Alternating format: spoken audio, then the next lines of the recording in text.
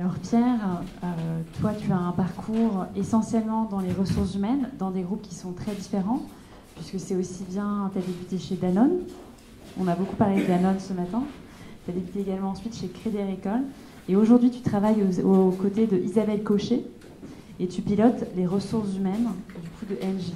Engie qui figure parmi les groupes qui sont les plus inclusifs aujourd'hui, qui sont très ouverts à la diversité sous toutes ses formes, que ce soit handicap, que ce soit de genre, que ce soit de minorité aussi, il faut le dire. Donc ma première question, ce sera vraiment la suivante. Comment faire aujourd'hui, je m'adresse au DRH, pour faire de la diversité un élément clé de la culture d'entreprise? Alors Béatrice, d'abord, vraiment cet événement est absolument incroyable. Il s'est dit ce matin à travers les différents intervenants tout ce que nous essayons, ou nous devons essayer, en fait, enfin, tous les ingrédients se trouvent là pour finalement construire des entreprises qui soient à la fois inclusives, empreintes de diversité, performantes, et qui servent la cause ou une cause. Hein. C'est-à-dire que, en écoutant les intervenants de ce matin, je m'aperçois, mais un peu plus tous les jours, que la pyramide s'est inversée.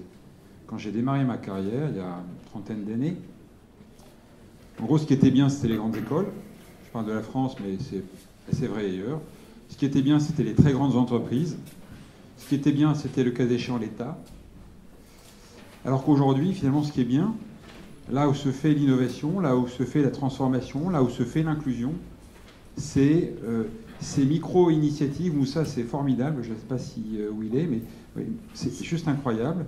Et c'est tout ce que j'ai entendu ce matin m'amène à me dire, encore une fois, que la pyramide est totalement inversée. C'est l'absence des profs. Enfin, j'ai la chance de passer 2 jours à l'école 42 et de voir comment ceci fonctionnait avec un groupe de dirigeants de mon entreprise. C'est juste inouï. Enfin, tous les repères, tous les ingrédients, toute la hiérarchie de ce que nous représentions dans les organisations, dans les entreprises, en sortant de... Tout ça est totalement bouleversé. C'est vrai aussi pour ce que vous avez dit. C'est juste inouï. Et donc, la complexité principale, moi j'ai passé 2 décennies chez Danone.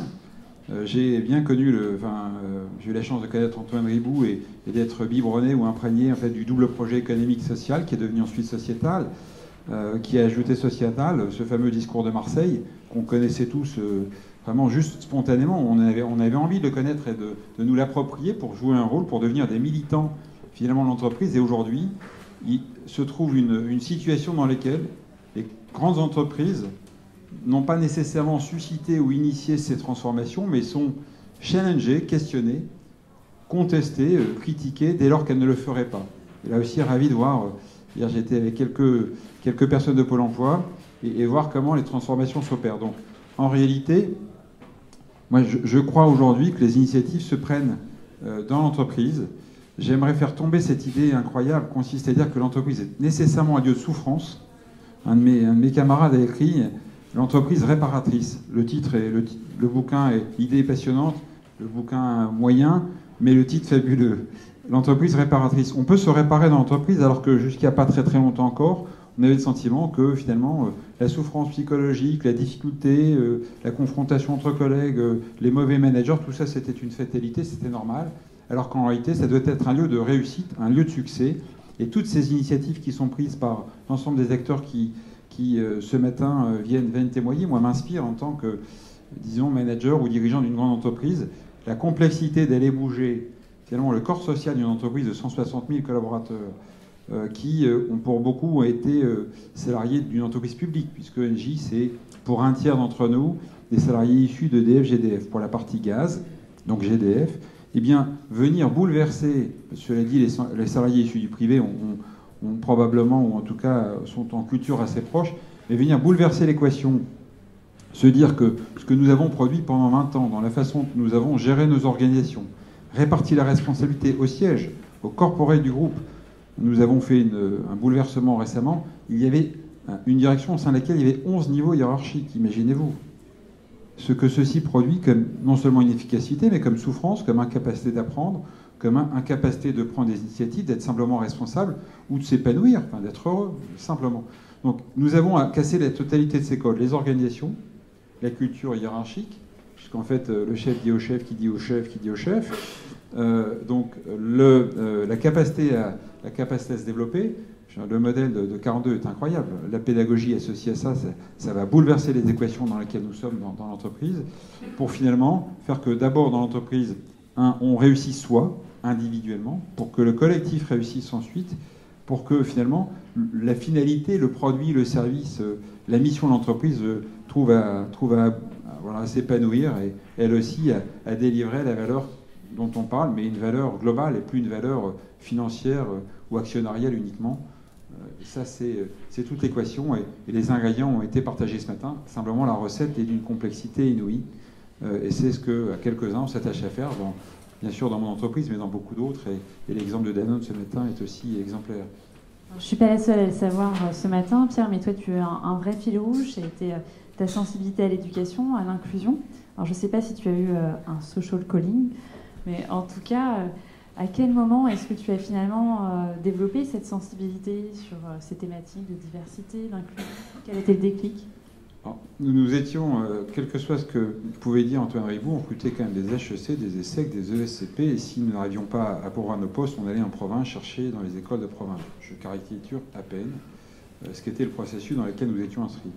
Il s'avère que j'ai quitté la France pour l'Asie pendant de nombreuses années, pour Danone, et là j'ai perdu tous mes codes, parce que quand on me parlait d'une école, je ne sais pas si elle correspondait à HEC ou à ESC Clermont-Ferrand, je ne sais pas si ça existe d'ailleurs, mais est-ce que c'était une université où j'avais aucune idée? J'allais voir dans les annuaires, enfin ça me donnait finalement assez peu de... Enfin, l'ensemble de mes codes ont été bouleversés, donc je me suis attaché à la personne.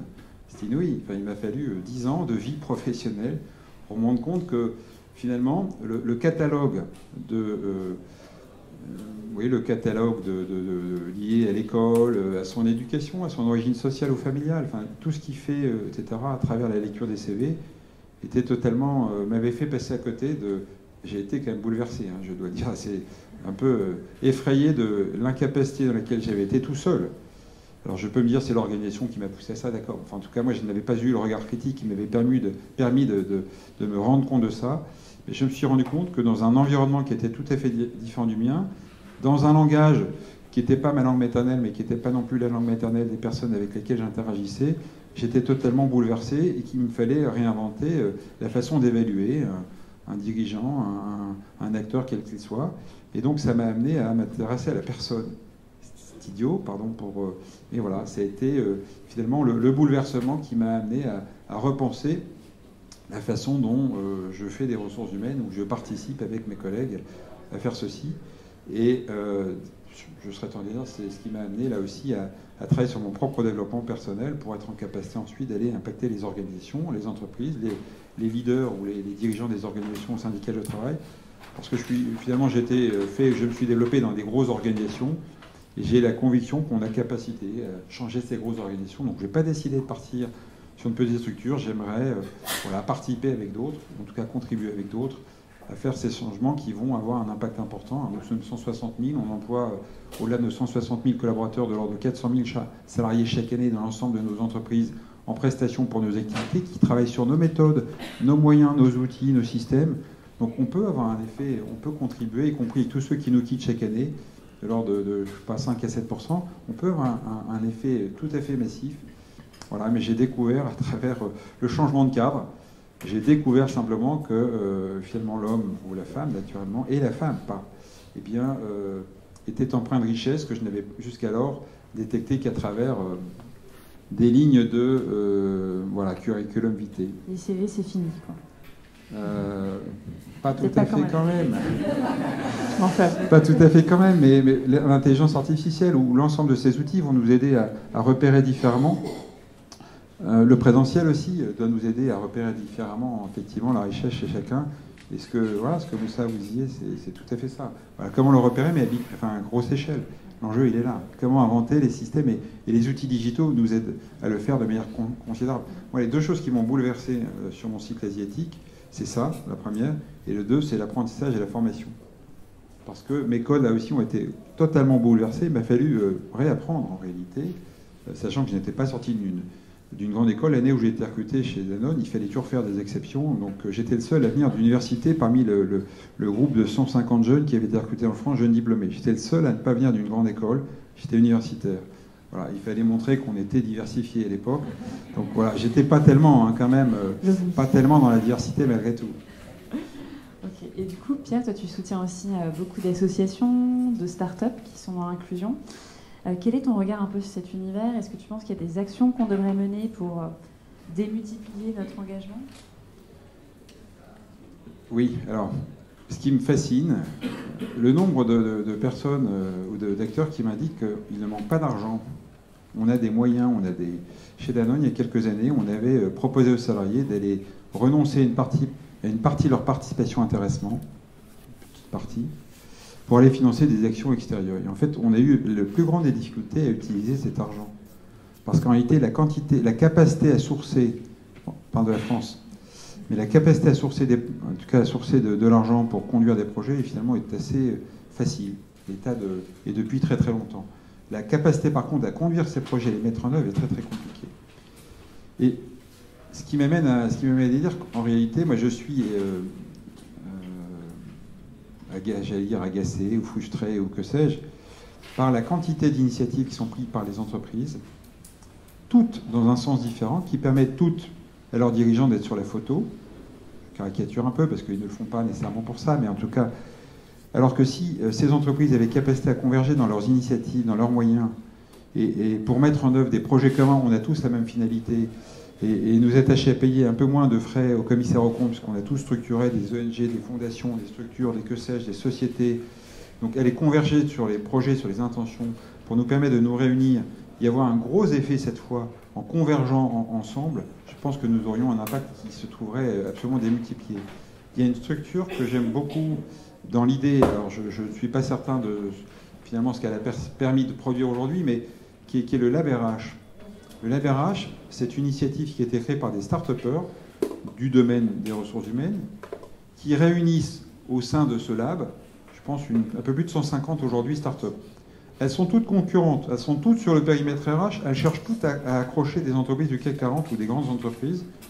Mais pour autant, de manière systématique, quand des propositions, des sollicitations sont faites par des grandes entreprises pour mener des projets, elles se réunissent, elles oublient un instant qu'elles sont concurrentes, elles se réunissent pour mener collectivement le projet et donc venir délivrer la solution. Elles sont infiniment plus efficaces. Alors que nous, si on a une bonne idée en matière de pédagogie, de formation ou de que sais-je, on va cacher ça à l'entreprise d'à côté pour éviter que celle-ci vienne nous concurrencer, pensons-nous, ce qui est totalement, ce que j'appelle une erreur de logique, absolument.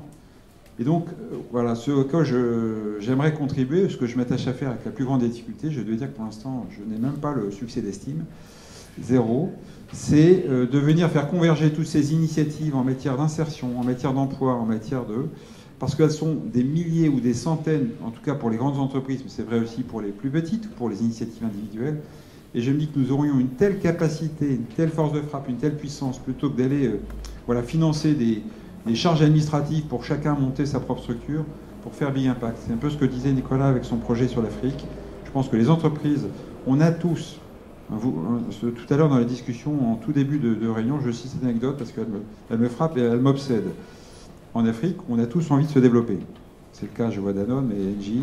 Nous, on fournit l'énergie. Il y a 1,5 milliard personnes dans le monde qui n'ont pas accès à l'énergie. S'ils n'ont pas d'énergie, il n'y a pas d'éducation, il n'y a pas de santé, il n'y a pas d'alimentation, il n'y a rien. Donc on est obsessionnel sur ce registre. Un des enjeux d'Engie, c'est d'apporter, pas l'alimentation au plus grand nombre comme Danone, mais d'apporter l'énergie au plus grand nombre, qui est absolument fondamental. Et donc, dans l'échange avec Nicolas tout à l'heure, il m'expliquait, mais ça m'arrive tous les mois, il était allé visiter une entreprise dans son voyage récent. Il n'y avait pas un Africain dans l'équipe de direction de la structure. C'est pareil pour nous. Une partie de nos filiales sur l'Afrique sont gérées exclusivement par des Européens ou des Américains, en tout cas pas d'Africains. C'est incroyable. Comment peut-on développer le pays? Comment peut-on d'abord développer le pays ce faisant? Comment peut-on imaginer un instant que nous allons être meilleurs que les Africains chez eux, qui ont une meilleure connaissance de leur pays, de leurs clients, de leurs consommateurs, de leur que sais-je, des moyens, qui ont la culture, qui ont l'envie, le oui, le si, à bien des égards. Donc, comment se fait-il qu'on soit tous dans cette même préoccupation, qu'on soit tous à se dire qu'il n'est pas supportable pour nos entreprises de continuer à financer des expatriés à temps plein? J'ai 900 expatriés chez lui, 900 personnes expatriées dans le monde. Ce n'est pas que pour les développer sur le plan des carrières, c'est parce que je n'ai pas développé des ressources locales, soyons clairs. j'en suis pas particulièrement satisfait, mais c'est un fait. Comment se fait-il que nous n'ayons pas capacité à nous réunir, nous, grandes entreprises, pour dire, Nicolas, voilà, ton projet nous intéresse, on va participer à construire ça collectivement. Ça prend des années de faire ça. Donc voilà, mon obsession, la frustration, c'est ça. Créons les codes, les moyens, comment dirais-je, ça c'est peut-être du registre du militantisme, je ne sais pas, mais qui va nous permettre de réunir ces entreprises et d'éviter de nous disperser, finalement d'être globalement et collectivement assez inefficaces. Merci beaucoup Pierre pour ce témoignage.